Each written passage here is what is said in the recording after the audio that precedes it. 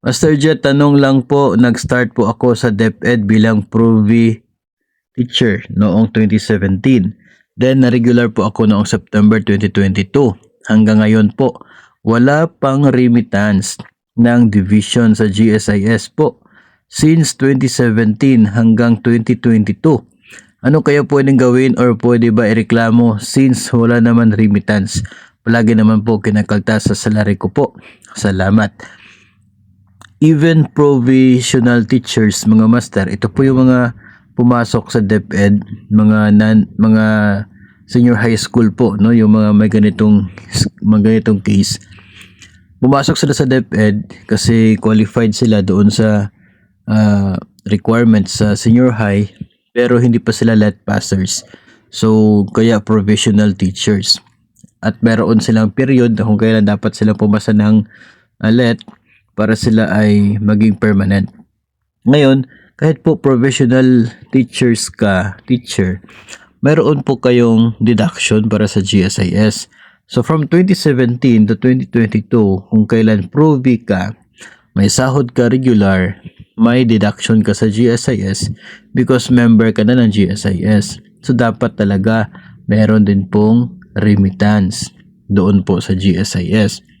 Ngayon, kung wala po nakikitang remittance doon po sa GSIS under your name, ay parang mayroon tayong dapat ma-trace dito, no?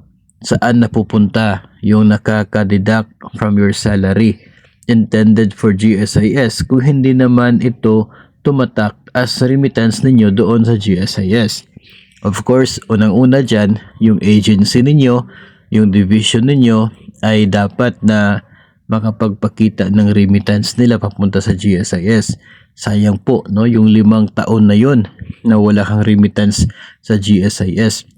Ang mangyari po dyan, meron kang length of service pero wala kang PPP, yung period with paid premiums. Kumbaga, nag-Provi ka for 5 years, counted yun as length of service, nasa service record mo yun, reported sa GSIS, counted siya. So kung kahit 10 years ka lang sa permanent, umabot na ng 15 total, pwede ka nang mag-retire o pwede ka nang mag-separate, eligible ka na sa pension. Kaya lamang yung remittances mo kasi, kung hindi ka nabigyan ng remittances sa loob ng 5 taon, kahit 15 years in service ka na, 10 years lang yung PPP na makikita. Kasi hindi na i-remit yung 5 years, sayang po yun. Sobrang liit na maging pension mo pagdating mo ng 15 years. Kaya dapat talaga remitted yan doon sa GSIS to be counted as part of your PPP.